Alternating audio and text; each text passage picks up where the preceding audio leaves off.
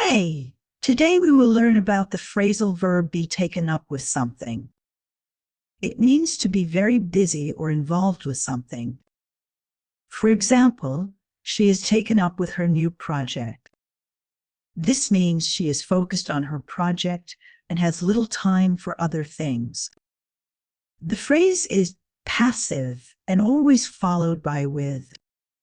Use it to talk about being occupied by work, hobbies, or tasks.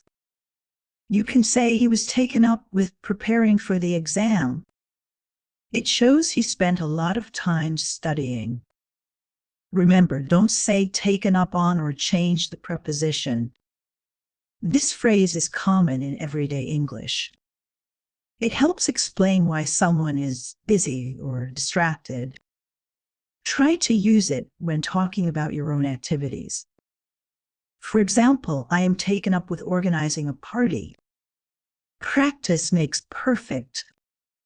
Now try to make sentences with be taken up with something. Thanks for watching.